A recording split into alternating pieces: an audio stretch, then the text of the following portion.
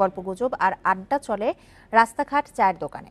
এই বিষয়ে আরও জানাতে এবার ফেনী থেকে যুক্ত হচ্ছেন আমাদের সহকর্মী সমীর উদ্দিন।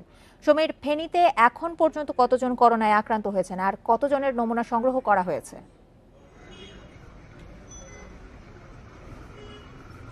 জি, ফেনী জেলায় এই পর্যন্ত 240 জন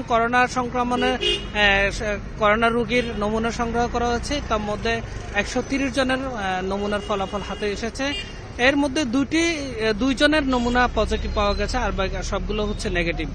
আমি আপনাকে বলে রাখি যে ফেনীতে করোনা সংক্রমণ পাওয়ার সাথে সাথে বিভিন্ন এলাকার প্রায় যে সমস্ত এলাকাগুলোতে করোনা পাওয়া গেছে সেই সমস্ত এলাকায় লকডাউন করা হয়েছে এবং ফেনীর এই যে দুজন পাওয়া গেছে তাদেরকে ফেনীর মহিপালে অবস্থিত যে ট্রমা সেন্টার আইসোলেশন স্থাপন করা হয়েছিল সেখানে তাদেরকে রাখা হয়েছে। আমি জেলা স্বাস্থ্য বিভাগের সিভিল সার্জনের সাথে কথা বলেছিলাম, তিনি বলেছেন যে তাদের অবস্থা এখন উন্নতির দিকে আছে, তারা খুবই ভালো আছেন।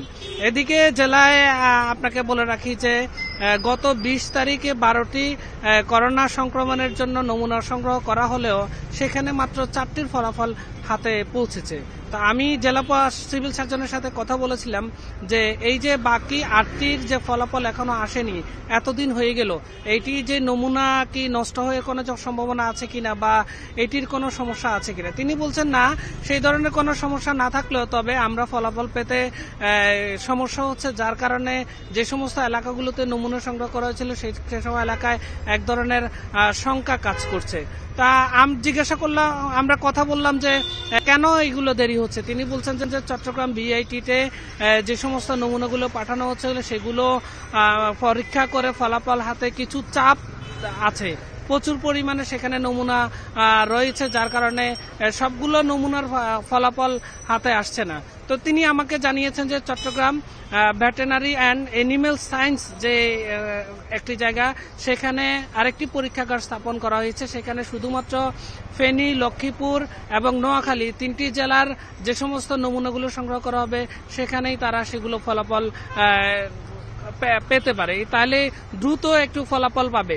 আরেকটি বিষয় বলছেন যে তিনি নমুনার পরীক্ষা করার জন্য নোয়াখালী মেডিকেল কলেজেও আরেকটি ল্যাব স্থাপন করা হচ্ছে, সেখানে করলে আরো দ্রুত তারা ফলাফল পাবে। আমি আপনাকে আরেকটি বলে রাখি যে ফেনীতে যে করোনা সংক্রমণ রোধে আইন শৃঙ্খলা বাহিনী মাঠে রয়েছে, তবে জনসাধারণকে সচেতন করা হলে জনসাধারণ তেমন কিন্তু সচেতন হচ্ছেন না।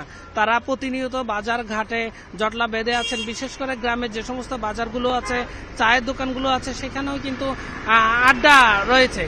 আপনাকে বলে রাখি, আমি এখানে এই মুহূর্তে যেখানে দাঁড়িয়েছি এটি হচ্ছে ফেনী টাং রোডের চিত্র যদি আমি আপনাকে দেখাই, যে এখানেও এই মুহূর্তে অনেক মানুষ কিন্তু চলাফেরা করছে, অনেক ছোট ছোট যানবাহন কিন্তু রয়েছে, সেখানে করে কিন্তু যাত্রী সাধারণরা তারা কিন্তু চলাচল করছে।